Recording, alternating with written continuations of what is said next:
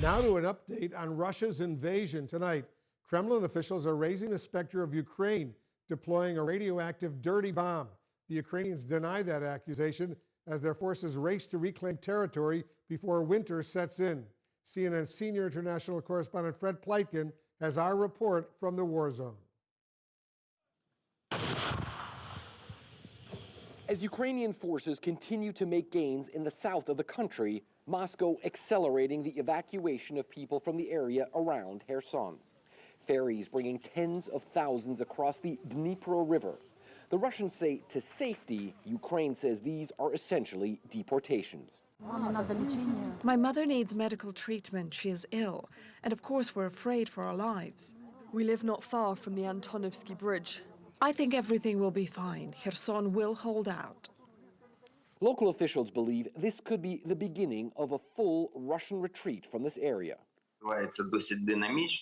The occupiers and collaborators are leaving the west part of the region in quite a dramatic way. This happens along with the total looting of Kherson city and the region west of the river. But Ukraine's military intelligence say they believe Russia is actually building up its forces here for a massive stand rather than readying for a withdrawal. But as Vladimir Putin's troops lose ground, officials in Moscow are making troubling accusations.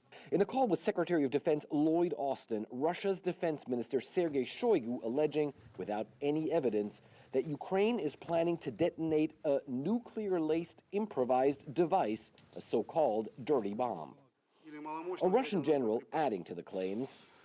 The provocation is aimed at accusing Russia of using weapons of mass destruction at the Ukrainian theater of operations that would launch a powerful anti-Russian campaign in order to undermine the confidence in Moscow. Kiev sharply rejects the allegations, even asking the International Atomic Energy Agency to inspect its civilian nuclear sites. The IAEA already has staff in the Zaporizhzhia nuclear plant trying to prevent an atomic disaster there. Ukraine's president hurling the allegations back at Moscow. Never again will Russia be able to dictate anything to anyone. It no longer has the potential to dictate. The world sees that. Russian potential is being wasted now on this madness, on a war against our state and the entire free world. The Russians continued to hit Ukraine with long-distance missiles and drones this weekend in Mykolaiv and elsewhere. The Russians are continuing their air campaign against the public infrastructure of this country, hitting civilian areas like right here, killing and wounding scores of people. But the air campaign is also taking a massive toll on the energy infrastructure of this country, leaving hundreds of thousands without power. The Ukrainians say Russia's airstrikes won't stop their advance. Kiev's army looking to retake as much of their territory as possible before winter sets in.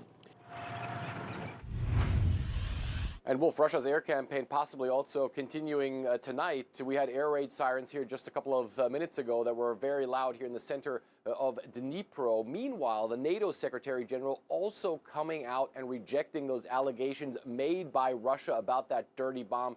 Certainly they're in line with what the U.S. is saying and some of the U.S.'s key allies as well. Wolf.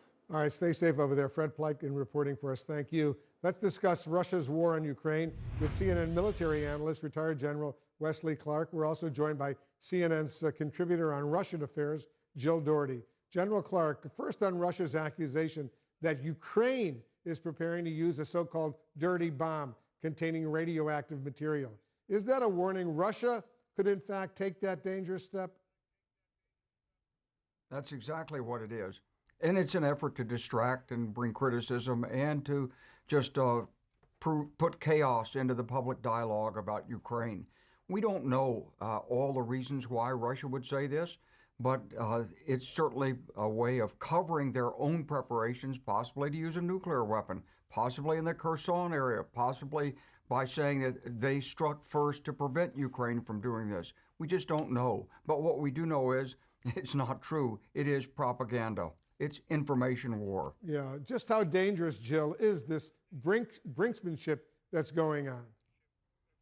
Well, I think it's very dangerous, Wolf. You know, we've gone through kind of the litany of what could happen with nuclear weapons. I mean, President Putin basically saying, I have all the weapons at my disposal and I will use them to defend Russia. Of course, that means strategic as well as tactical nuclear weapons. And now we're down into the dirty bomb area. In other words, they've kind of gone, covered the waterfront on this.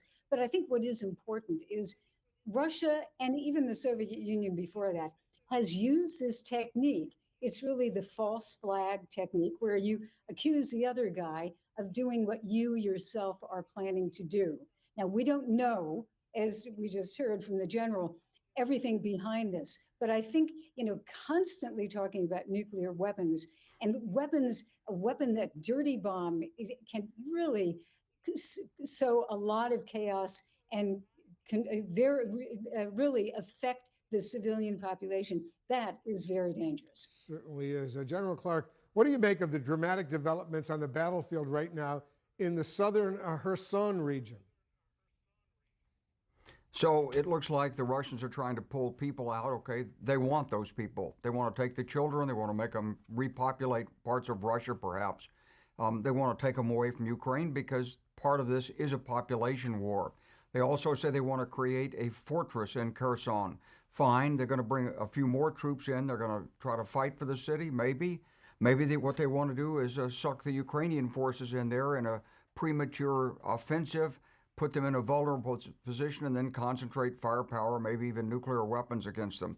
But clearly it's shaping up to be a major confrontation of forces that's probably going to change the nature of the sort of very cautious, very careful, intelligence, reconnaissance-led attack that Ukraine has been waging thus far. The Russians want to change it into something else. Very strong analysis from General Wesley Clark. Thank you very much, Jill Doherty. Thanks to you